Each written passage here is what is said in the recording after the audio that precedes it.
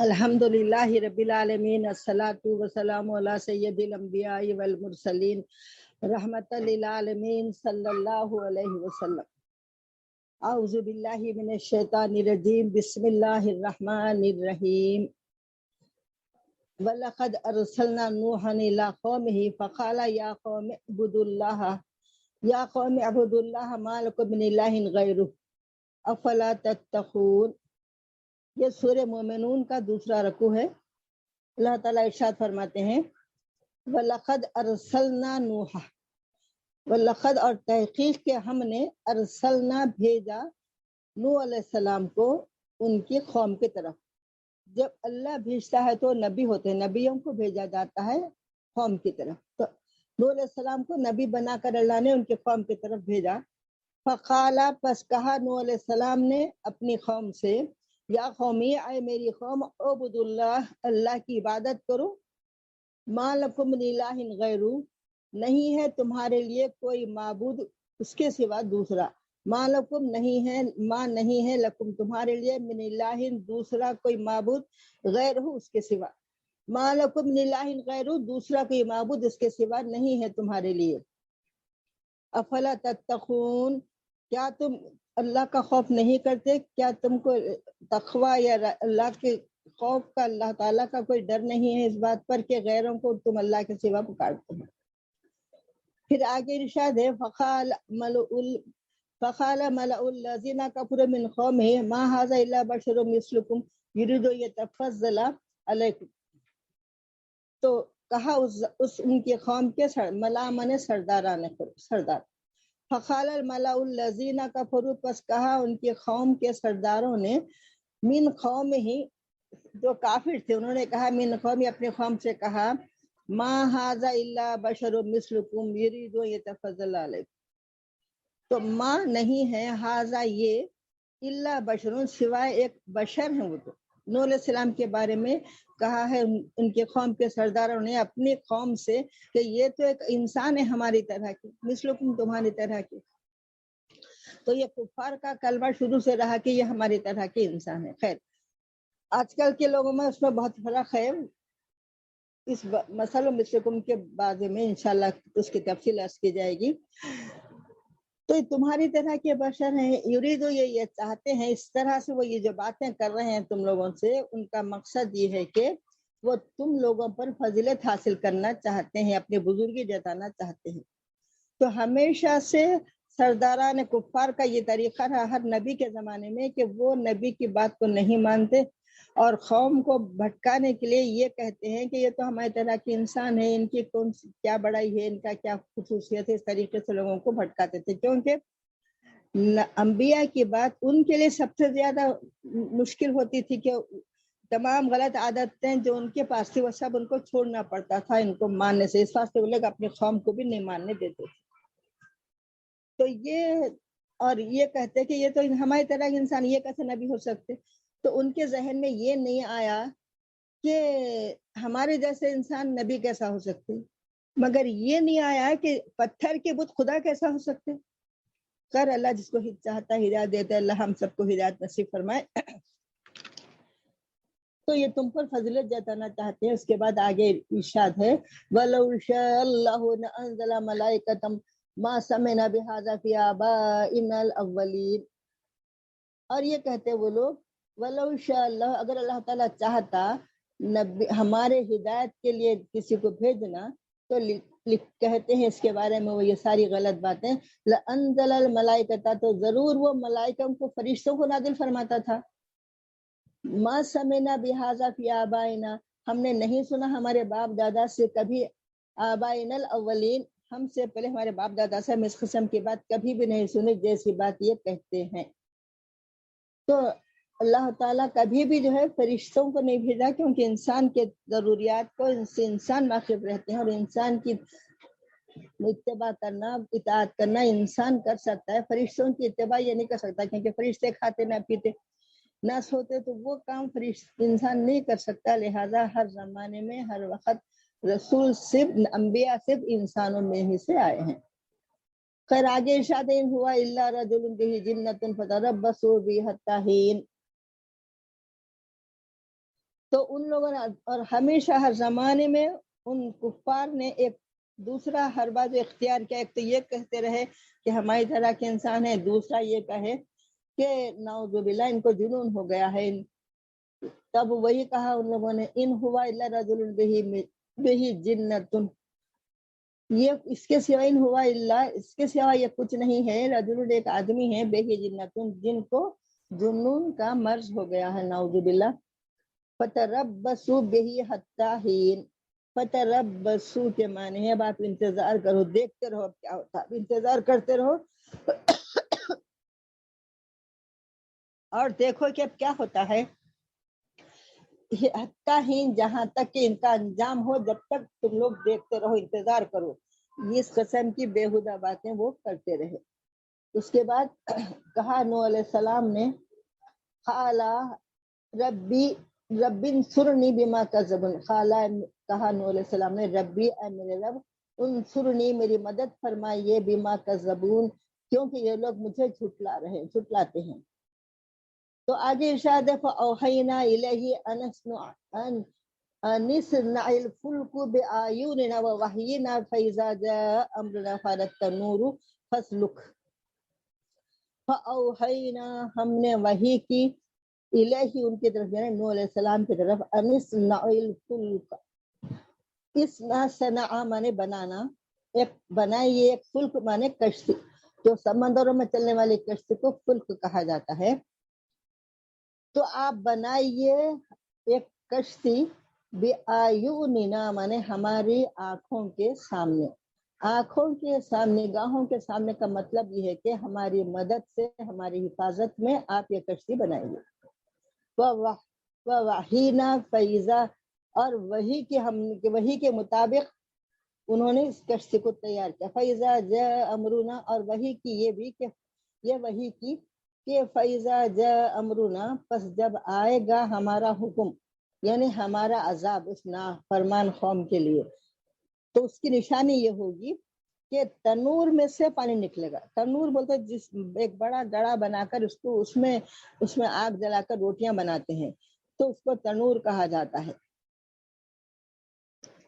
فارت تنور فاسلک فیہا من کل زوجین اثنین وَأَهْلَكَ إِلَّا مَنْ سَبَقَ عَلَيْهِ الْقَوْلُ مِنْهُمْ فَلَا تُخَاطِبْنِي فِي الَّذِينَ ظَلَمُوا إِنَّهُمْ مُغْرَقُونَ. تو پھر وحی کی اللہ تعالیٰ نے ان پر یہ وحی کے مطابق یہ فرمایا گیا کہ اور ہمارا عذاب ان لوگوں پر آئے گا, اور وہ عذاب طوفان کی شکل میں آئے گا, اور اس کی نشانی یہ ہوگی کہ تنوروں میں سے جو آگ کی جگہ ہے اس میں سے پانی ابلنے لگے گا. یہ نشانی بتائی گئی. تو نوح علیہ السلام نے کشتی بنائی. خیر رکوع کے بعد میں کشتی کے بارے میں تفصیلی عرض کرنے کی سعادت حاصل کروں گی. اب قرآن کا ترجمہ سماعت فرمائیے. فَاسْلُکْ فِیہا مِن کُلِّ زَوْجَیْنِ اثْنَیْنِ, بس آپ منسلک کر لیجئے, سوار کر لیجئے اس میں, یعنی کشتی میں, من کل زوجین اثنین, ہر جاندار کا ایک جوڑا, دو, ہر جاندار میں سے دو, تاکہ نسل قیامت تک باقی رہنا ہے. تو تمام جانور ہے اور درندے پرندے جتنے بھی تھے, ہر کے دو جوڑے اس کشتی میں رکھ لینے کا حکم دیا گیا. اور انسانوں کو بھی جو اہلک, اور آپ کے اہل میں سے بھی تمام لوگوں کو اس کشتی میں سوار کر لیجئے. الا من سبق علیہ القول, سوائے ان لوگوں کے جن کے لیے جس کے لیے سبقہ پہلے ہی ایک بات طے ہو چکی تھی. ذرا ادھر دیکھتے آ کے.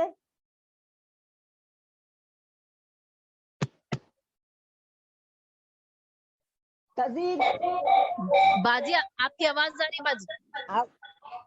آ رہی آواز؟ اچھا. علیہ القول منہم, اس سے پہلے کہ فیصلہ ہو چکا ہے جن کے بارے میں. وہ فیصلہ یہ ہوا تھا کہ نوح علیہ السلام کی قوم میں, نوح علیہ السلام کا ایک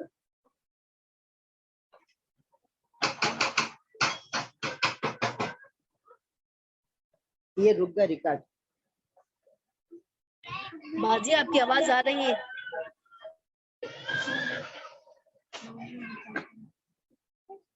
ہاں ہاں، تو جس کے بارے میں اللہ تعالیٰ فرماتا ہے کہ آپ کے اہل کو سوال کر لیجئے، مگر ان لوگوں کو کے بارے میں جس کے بارے میں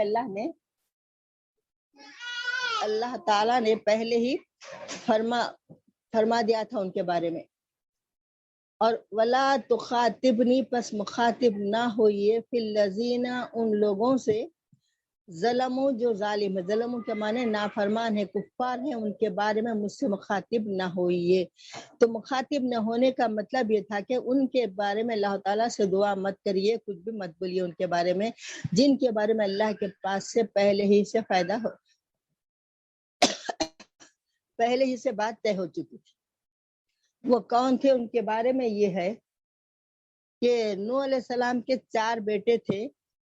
3 بیٹے حام، سام، یافس، یہ تینوں کشتی میں، اور ان کی بیویاں کشتی میں سوار ہو گئے. اور نوح علیہ السلام کو ماننے والے جو ان پر ایمان لائے تھے وہ 78 آدمی تھے، وہ بھی کشتی میں، 78 تھے جملہ، اس میں مرد عورتیں سب تھے، وہ سوار ہو گئے تھے. اور ایک بیٹا نوح علیہ السلام کا جس کا نام کنعان تھا، اور اس کی بیوی، دونوں آپ پر ایمان نہیں لائے، اور ایمان نہیں لا کر ایک اونچے پہاڑ پر چڑھ گئے اور یہ کہے کہ یہ پہاڑ ہم کو بچا لے گا، ہم بچ جائیں گے، اس طریقے سے. تو اللہ تعالیٰ فرما دیا تھا کہ ان کے بارے میں مخاطب نہ ہوئیے، ان کے بارے میں کچھ بھی مت بولیے. انہم مغرقون، بے شک وہ سب کے سب غرق کیے جانے والے ہیں، ان سب کو غرق کر دیا جائے گا. فَإِذَا اسْتَوَيْتَ أَنْتَ وَمَن مَّعَكَ فَإِذَا اسْتَوَيْتَ أَنْتَ وَمَن مَّعَكَ عَلَى الْفُلْكِ فَقُلِ الْحَمْدُ لِلَّهِ الَّذِي نَجَّانَا مِنَ الْقَوْمِ الظَّالِمِينَ. فَإِذَا اسْتَوَيْتَ، پس جب اچھی طرح بیٹھ جائے، استوا مانے سکون سے سیدھے بیٹھ جائے.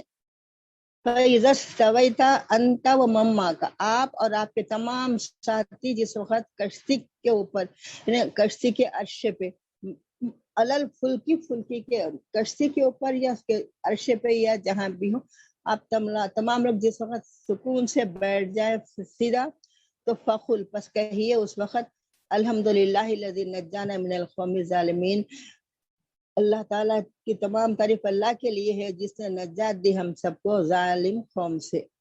تو کشتی میں بیٹھنے کے بعد بھی ہر وقت اللہ تعالیٰ کی یاد میں غرق رہنا ہے. اور اس وقت بھی یہ حکم دیا گا نوح علیہ السلام کو کہ آپ یہ کہیے کہ اللہ کا شکر ہے جس نے ہم کو نجات دی ظالم قوم سے. پہلا حکم یہ تھا. پھر اس کے بعد میں دوسرا حکم یہ ہوا، وَقُلْ رَبِّ أَنزِلْنِی مُنزَلًا مُبَارَكًا وَأَنْتَ خَيْرُ الْمُنزِلِينَ. یہ کہا، یہ اتنی پیاری دعا ہے. اس کے بعد دوسرا حکم کشتی میں بیٹھنے کا تھا، اور یہ حکم کشتی سے اترنے کے وقت کے لیے ہے کہ جب آپ صحیح و سلامت اترنے لگو تو یہ دعا مانگو، وَقُلْ رَبِّ أَنزِلْنِی، اے میرے رب اتاریے مجھ کو، منزلن مبارکن، ایسی بابرکت جگہ پر، منزلن اترنے کی جگہ، بابرکت، ایسی بابرکت جگہ پر، وَأَنْتَ خَيْرُ الْمُنزِلِينَ، بے شک آپ بہت بہتر، سب سے بہتر اتارنے والے ہیں. تو اللہ تعالیٰ کو یہ اللہ تعالیٰ سے یہ دعا کریے اترے وقت، جس وقت چڑھ جائیں گے سواری پر تو یہ کہیے، جس وقت اترنے کا وقت ہے تو یہ دعا پڑھیے. تو دونوں جہاں میں خیر و برکت کا باعث ہوگا. گھر میں داخل ہوتے وقت بھی اور ہر نئی جگہ جاتے وقت بھی یہ دعا پڑھنا چاہیے. حضرت سیدنا علی کرم اللہ تعالیٰ وجہ جب مسجد میں جاتے تھے تو یہ دعا پڑھتے تھے. پھر آگے ارشاد، اِنَّ فِي ذَلِكَ لَآیَاتٍ وَإِن كُنَّا لَمُبْتَلِينَ. اِنَّ، بے شک، فِي ذَلِكَ، اس قصے میں، اس واقعے میں، لآیات، نشانیاں ہیں، اللہ کی قدرت کی نشانیاں ہیں. وَإِن كُنَّا لَمُبْتَلِينَ، بے شک ہم ہیں لوگ مبتلا کرنے والے. مبتلی یعنی آزمائش میں ڈالنا، جو آزمائش میں ڈالے گئے، جو مبتلا ہوئے ہیں، ان لوگوں کے لیے اللہ کی قدرت کی نشانیاں ہیں. ثم انشانا من بعدهم قرنا آخرین. ثم، پھر، انشانا، ہم نے پیدا کیا، من بعدهم، اس کے بعد، ایک دوسری قوم کو، قومن آخرین، قرنن، دوسرے زمانے میں، آخرین، ایک دوسرے لوگوں کو. تو وہ دوسرے وقت جس کو جمع اللہ نے بعد میں جو پیدا کیا تھا وہ قوم عاد و سمود ہیں، یہ لکھا ہے تفسیر میں. پھر آگے ارشاد ہے، فَأَرْسَلْنَا فِيهِمْ رَسُولًا مِّنْهُمْ، आने बुदुल्लाह मा लकुम मिन इलाहिन गैरु फरसलना, पस हमने भेजा उन लोगों के तरफ भी रसूलन रसूल मिनहुम, जो उन्हीं में से थे, और कहा उन लोगों ने भी यही कहा, अरे बुदुल्लाह, अल्लाह की इबादत करो, मालकुम मिन इलाहिन गैरु, नहीं है तुम्हारे लिए कोई दूसरा माबूद उसके सिवा, अफला तत्तखून, क्या तुम अंजाम से नहीं डरते, क्या तुम अल्लाह का खौफ नहीं करते। इस तरीके से दूसरे उनके बाद जो पैगंबर आए, आद और समूद का जिक्र है, जो कौमें आई हैं, उनके बारे में भी यही अल्फाज कहे गए थे। तब इस कश्ती के बारे में ये है कि उसमें 78 लोग शरीक थे, जिसमें थोड़े आधे मर्द थे और आधे औरतें थी, और उनका बेटा जो ईमान नहीं लाया था वो कनान था, वो काफिर था। तो उसके बारे में कुरान पाक में दूसरी जगह इरशाद है कि इन्नहु लैसा मिन अहलिक, वो आपके अहल से नहीं है। जो आपका मतलब ये है दूसरे आयत में कि जो आपका मुत्तबे नहीं है वो आपके अहल से नहीं है।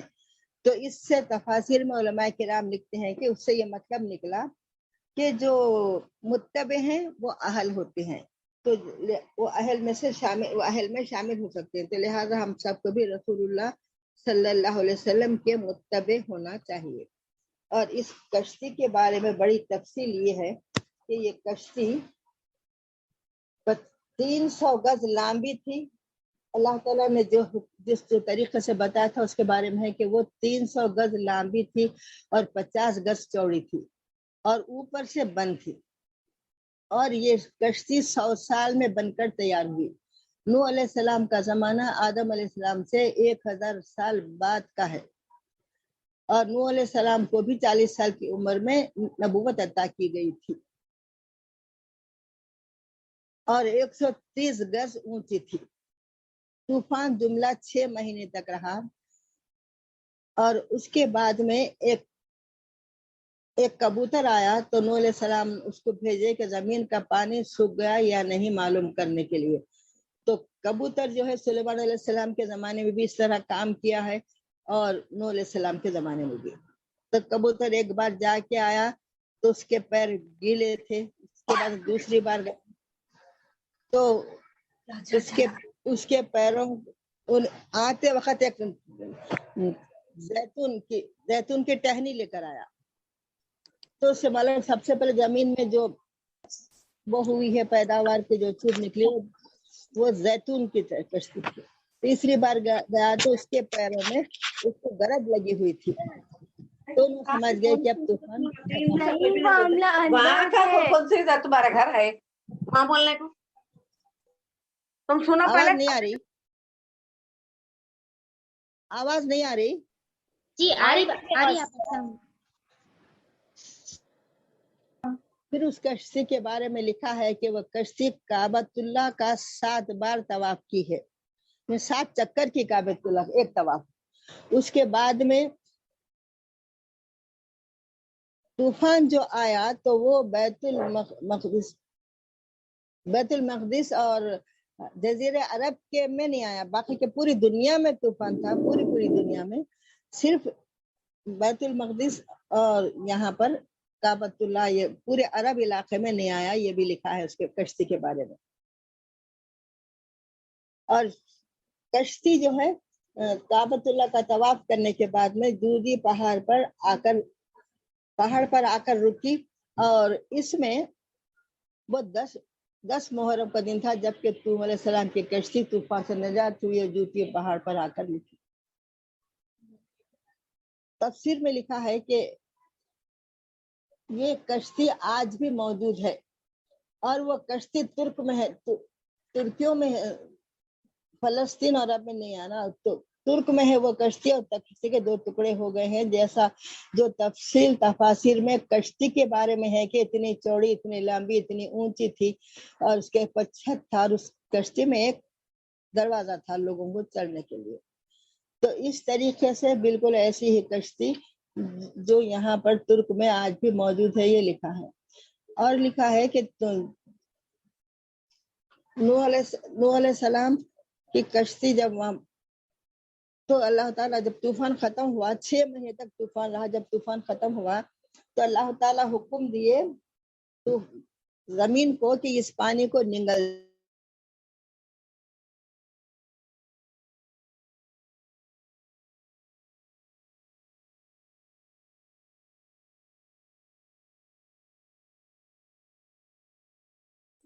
آواز نہیں آ رہی ہے.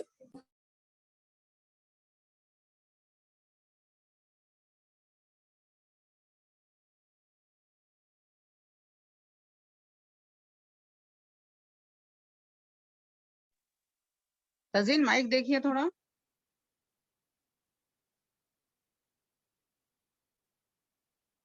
اتنا